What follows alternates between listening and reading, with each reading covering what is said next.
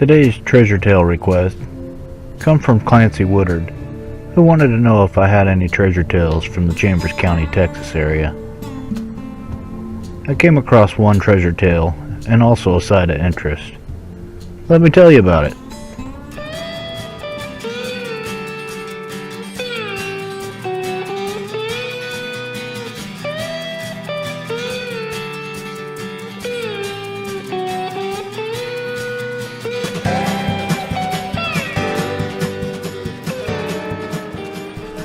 Today we're going to Chambers County, Texas, to search for a pirate treasure and learn a little history. In the late 1720s, French traders began visiting the Galveston Bay area and established trade relations with the local Indians.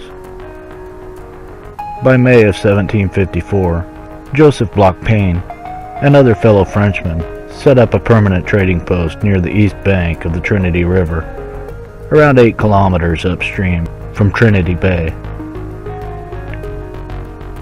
They traded European goods to the Indians for furs, skins, and bear grease.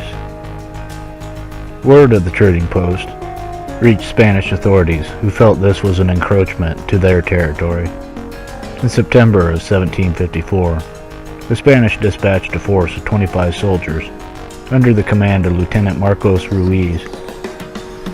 The Spanish also enlisted the help from the local Indians, who were told they could have all the Frenchmen's goods. The Spanish arrived at the trading post and arrested the Frenchmen for trespassing. They were transported to Mexico City. Under interrogation, the Frenchmen said that the trading post was intended to be the first stage of a settlement. To prevent the French from settling, the Spanish established the Presidio of St. Augustine in July of 1756, directly on top of the old French trading post. The Spanish also built a mission on the site, but in 1766, a hurricane severely damaged the Presidio and destroyed the mission.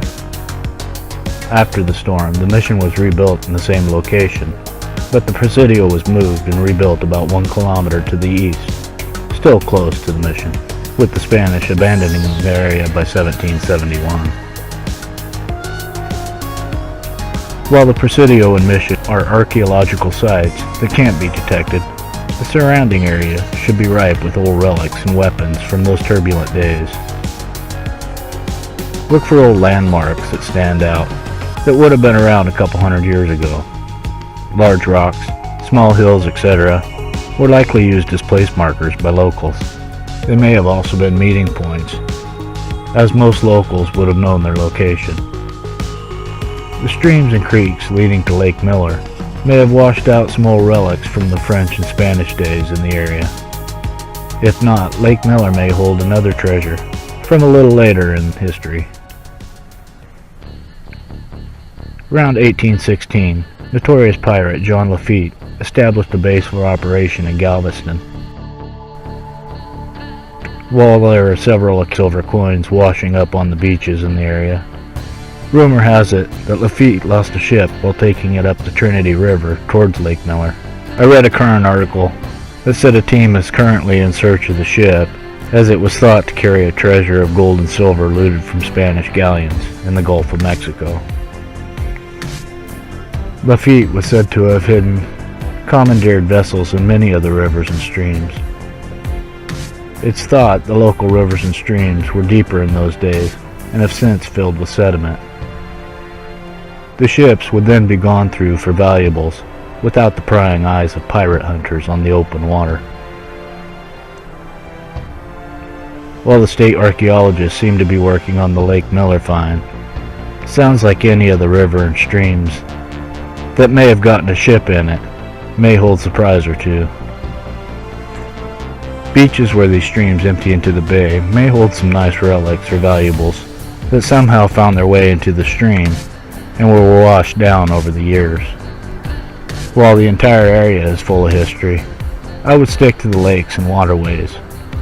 These were the highways of their day. It might be a little wet, it might be a little muddy, but it also might pay off. Good luck, happy hunting, Keep on digging it.